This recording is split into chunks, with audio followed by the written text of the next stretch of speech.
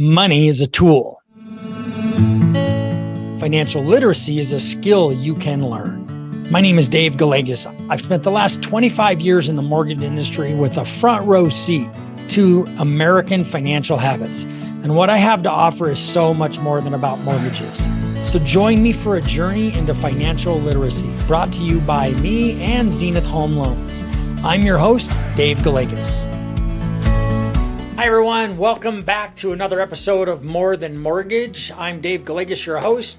I'm really excited today to talk about an area on our fundamentals. So I'd say there's 5 fundamentals of financial balance: your credit, your spending, your debt, your saving, and your investing. And today we're going to be talking about spending. And today's subject matter is spending. We talked about the last episode why this is such an important part of your life, because you need to become a homeowner to create financial independence and generational wealth for your family. I believe that with all of my heart. It is one of the best things that you can do for your family and will make a huge difference in so many different areas of your life. But that said, the first thing that you have to be able to do, I am not an advocate for everybody should buy a house. I'm an advocate for everybody to get themselves in the best position financially possible so that they're ready to buy a house. And you can do it, and you can do it quickly if you decide that you're going to really focus on it and take the steps that are necessary. One of the biggest areas that we have for why people struggle to become homeowners or struggle once they do become homeowners is because we're just don't do a good job of managing our spending, which means we just don't track our spending. And there's a lot of reasons for this, in my opinion. There's many reasons that this is challenging for people. And I think probably the biggest one is that America is we're a consuming nation, right? Like, we're all about consumption. A lot of people are all about consumption.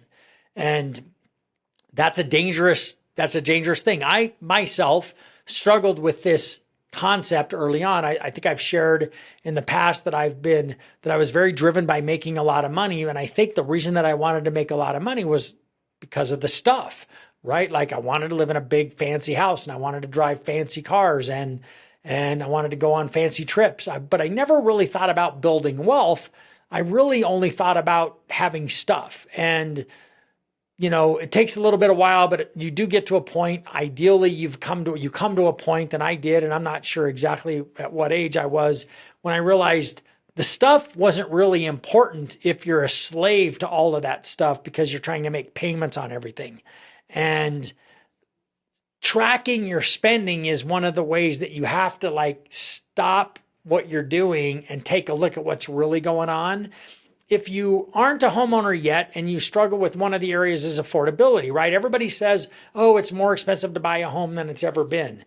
Yeah, it is more expensive. I just talked about it on the last episode, how home prices increased 5% from 22 to 23. So a $500,000 house in 22 is 525 in 23, and it's never going back to 500, right? In 24, if that trend continues, the 525 house is going to cost $555,000 in 2024. So it isn't going to get any cheaper. So that's why it behooves you to get your financial life under control. And that, in my mind, that starts with really getting a handle on your spending. So the first area is your credit, managing your credit, paying all your bills on time, and then taking a look at where you're spending money. Because if you have debt that you can't pay off, that's a function of spending more money than you make. So that's why spending is the next category. How do you do this? How do you keep track? How do you measure? And it just comes down to, you got to start keeping track. You got to start writing it down. You got to start measuring. So I've told the story, and I'll tell it again, where both of my 2 older kids, when they worked here, they worked for me, and they both made comments at a time when I don't recall the years or anything now, but they made comments to me along the lines of, there's no way I'm going to be able to afford to buy a house. Well, I knew that wasn't true because I knew how much they were making, and I knew they didn't have much. They shouldn't have had that much debt. And so it just was simply a function of how much money were they spending. And so now at the time, and I've never actually told them this, so if they're listening to this, they'll know now, but I still had access to their checking accounts, and I could see with them, this is when they're in their 20s, and I could see what they were spending their money on every month. And I downloaded their spending. I didn't have access to their credit card statements, so I didn't know what that was like, but I knew what their checking account statements were. And it was It was astounding how much they were spending for a couple of kids that really didn't have any other obligations. Neither one of them were married. They didn't have any children. They're just spending money like, well, spending money, buying this, buying that, going this, going that, trips, everything else. I think what's happened to us and what I've noticed generationally, and I know this is going to make me sound like an old boomer who looks back at what the kids are doing today and thinking that they're making all these mistakes, but that's not it at all. I just want to pay attention. I want you to pay attention to a couple of things that are really important. So the world has created many, many more ways for us to spend money than I had. So there were still plenty of ways for me to spend money, but I didn't make the kind of money that I could afford to spend a lot of it anyway. So I'm gonna use the telephones as an example. I'm gonna use this contraption that we have here, these phones. In my day, when I was in my 20s, there was no mobile phone, right? That wasn't a thing. So you just had a landline in your house, and it was attached to a wall, and it had a cord, and you couldn't walk around. They had wireless phones. I guess we were starting to get wireless phones, so you could walk around the house and talk on your phone. You couldn't get too far away from that base set. Yeah, but for the most part, that was it. And that was the phone service, and the phone was kind of expensive before they deregulated the phone industry, and then there was competition for who could be your phone carrier. And I think all of that led to the wireless phone business that we find ourselves in today. But look at what that's become. Look at how much money you're spending on a monthly basis to have access to that phone, to have everything that phone does. And it's a great tool.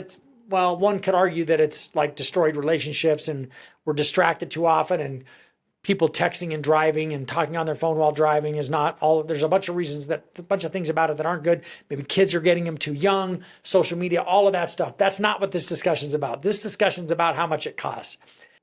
I think for most people, they're spending up $100 to $200 to $300 a month on these phones, and they are become addicted to. And Apple and Samsung and all of these companies keep coming up with new models, new and better, and you got to have the latest. And so people just keep upgrading them, and they keep spending more and more money on them. This is an area of spending that we never had. And some people say, like, well, you have to have that now. It's like, yeah, you do, but you don't have to have a new phone every year, right? Like, you don't have to get the new model year in and year out. And there's a bunch of things. It isn't just the phone. Now you're having apps on your phone, and some of them you're paying for. And it's just everybody's figuring out. If you notice that everything that you do now is like a subscription, it's really difficult to just buy something once without being offered the chance to subscribe to it and just buy repeatedly and repeatedly. It's great marketing, but it's expensive, and it's more and more spending. So that's one of the areas that I think is really important. Cars cost what they cost. Insurance costs what it costs. Paying rent costs what it's cost. It's everything outside of that. It's what are you doing for the discretionary spending? Because I think that stuff's non-discretionary. This is a little non-discretionary, but the question is, can you ask yourself, can you cut back on the fees and what you're paying and everything else? Do you shop around? Do you see where are the areas that I can save when it comes to using my phone? But let's talk about the discretionary spending. And this is talking about entertainment and diet and travel, right? Those are discretionary things, because if they're not work related, it's discretionary. You get to spend as much money as you want. So what do you do for when you're dining out? What I think is a lot of people have become a lot more addicted to is eating out on a much more regular basis. And I had a guy that was working for me once. His name was Mike Hazel. When Mike did this analysis that I asked him to do, he found out he was spending hundreds of dollars a month at Chipotle, eating out at Chipotle, hundreds. Like, it was, I don't remember what the number was, but I remember it shocked him. And I remember he started not eating at Chipotle as much. $10, $10, $12, $15 for lunch. It doesn't seem like that much, and it's not that much, but it adds up fast, man. So you're talking about 2 weeks worth of groceries for lunch, right? Like, so the dining out that people do today is ridiculous. And now you've added DoorDash, you've added all these other fees. So now you're paying $8 delivery or 10 or 12. I've actually never used DoorDash. I don't know how much it costs, but you're paying $8, $10, $12 to get an order delivered to you because you don't want to drive to get your fast food. That's crazy to me that you would, first of all, you're buying fast food. It's garbage. You're eating garbage. And then you're spending excessive amounts of money on your garbage. And then you're paying somebody to have it delivered for you. Think about all of those things that happened that added to the cost of things. Because honestly, going out to eat used to be a luxury, and today it's almost like a necessity. And just look at all the restaurant choices that are out there. Look at all the fast casual and then the fast foods and then all the restaurants. And like, you can hardly get into a restaurant today without like, hey, you're going to wait. It's dinner time. If it's a halfway decent restaurant, there's a line. So everybody's eating out way more than they used to. And that's a big spending category for a lot of people I know. So dining and then entertainment. How often are you going out with all of your friends, and what are you doing and how are you doing it? I just think that this is an area that a lot of people don't realize that they spend excessively. And I know that for my son, Donnie, when I had him do his analysis where he went back and he looked at all the spending, he's like, yeah, Dad, I didn't even realize like it's no big deal to just throw my credit card and say, I got the next round. And then like, that's $120 round of drinks for your friends at a bar. Cause at a decent bar, a drink isn't $7, it's $15, right? So it's this stuff can get pretty spendy. And if without tracking and without measuring, then you have no way of knowing. And that's where the budgeting stuff starts to fall in, starts to become something that people need to get better at. So now let's talk about travel. I know that I see kids taking trips today that, man, I would have loved to have taken trips. When I say kids, I'm talking about people in their 20s and people in their 30s. And if you're making plenty of money and you can afford this and you've got a house and you're saving your money and you're not going into debt to do these things, then by all means, knock yourself out as long as you're saving the money that you know you should be saving. If you're carrying unsecured debt that you can't pay off, it's like on a credit card, and you find yourself booking another trip to go somewhere, then you know you might have a problem here. That's how you know you might have a problem. So the trips that people take today are astounding to me compared to the kind of trips that we would take when we were younger. And I always go back to my parents. And again, my parents were from a different era. My mom and dad got married in 1955. My mom and dad were married for 25 years before the two of them took a real vacation away without the kids, right? So we took some vacations growing up when I was a kid, but we never went to Hawaii as a family. And my dad made a decent living, but we had 6 kids and 5 brothers and sisters and we all went to Catholic schools and Catholic high schools and grade schools, high schools and colleges. And my dad my mom stayed home. My dad sacrificed. My mom used to do some side work, ironing clothes for people. And my dad used to keep books on the side. People sacrificed. My family, it was a different time and a different era. And I get that. But my mom and dad didn't take their first vacation away to someplace exotic until they had been married for 25 years. So from 1955 until 1980, they never took a trip together like that. And in 1980, they went to Puerto Vallarta, Mexico, and for a week.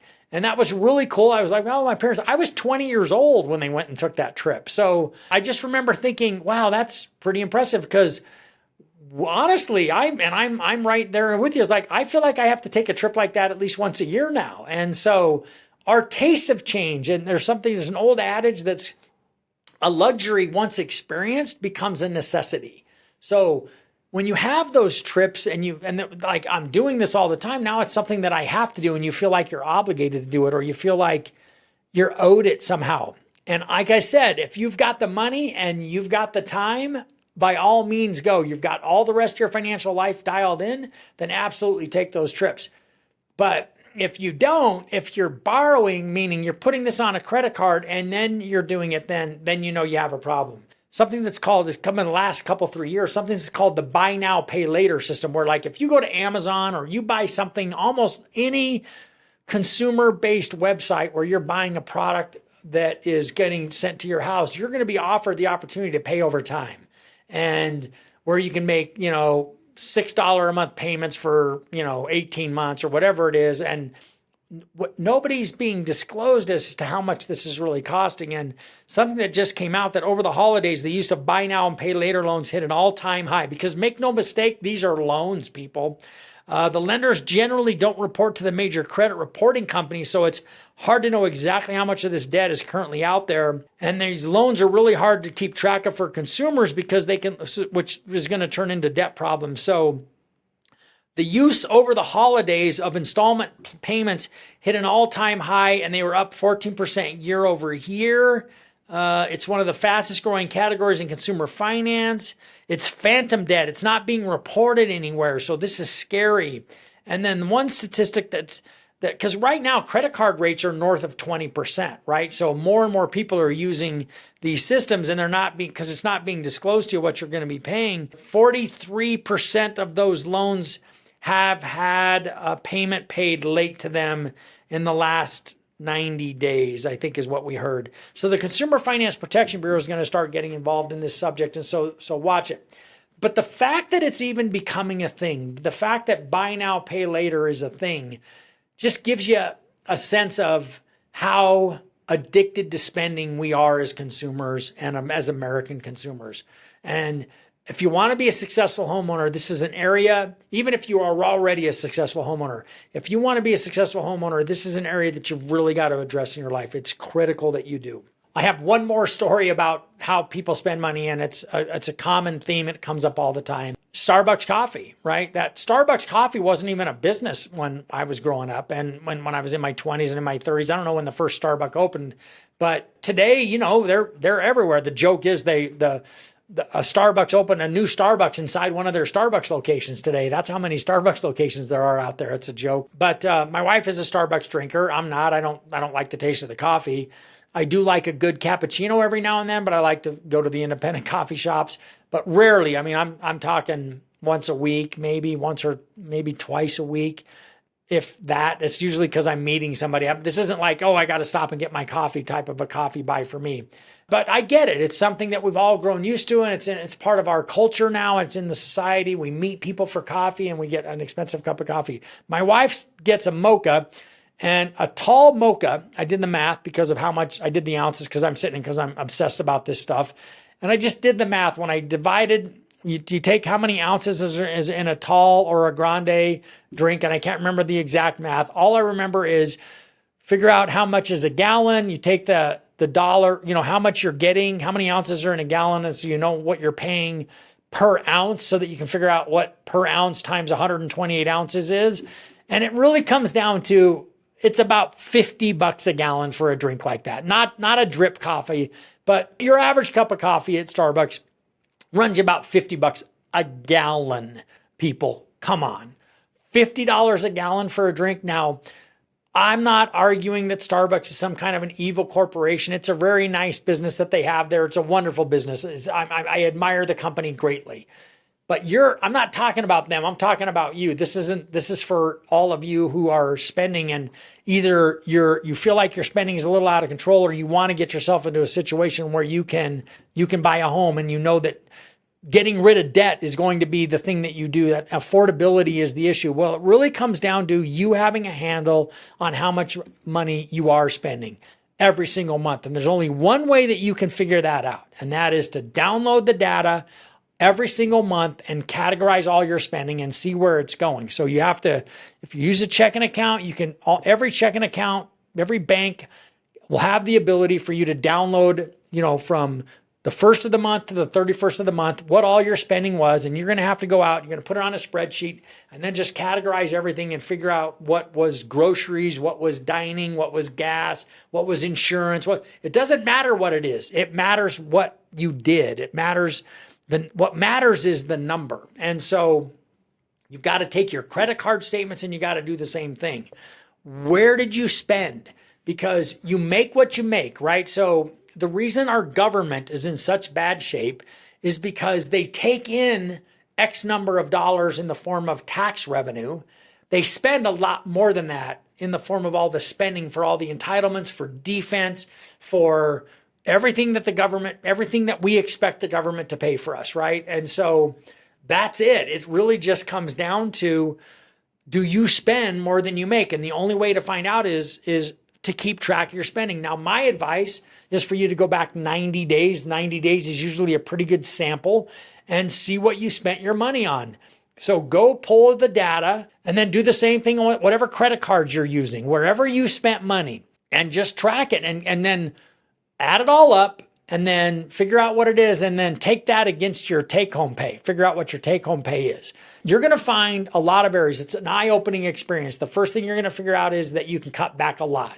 Probably the two key areas that you're going to cut back is entertaining, going out and partying with your buddies and friends, and going to the, sitting and going and having a 4-hour brunch on a Sunday with a bunch of your friends, like you're going to start to figure out that that's really expensive. And then dining out. Those are probably going to be the two biggest areas where you're frittering money away and you don't really even count it in your spending. But it just, man, it's $100 here, it's $100 there, it's $20 for lunch, $15 for a cup of coffee. All of it's going to start to add up, and you're going to start to realize that, wow, there's some spending cutbacks that you can do.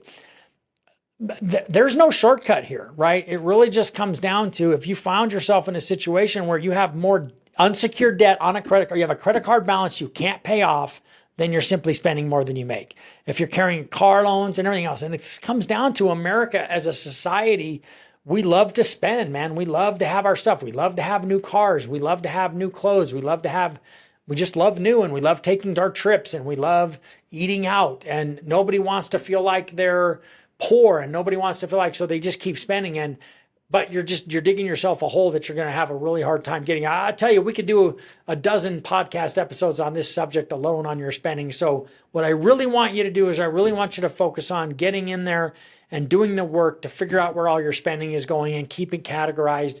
And then you'll find areas that in your life that you can cut back on the spending. So that's my advice today. That's today's episode of episode number 8 of More Than Mortgages. I hope that you found this helpful, and I hope I've inspired you to download that data and categorize your spending and keep track of it, because saving money, you're going to feel so much better when that debt goes away, but it starts with you spending less than you make. That's how you're going to come up with the excess capital that you need to get rid of that debt. Thanks for listening, everybody. Please like this episode. Please share it if you found value, and I really appreciate it, and have an awesome day. Thank you for listening to More Than Mortgage with Dave Gallegos, brought to you by Zenith Home Loans.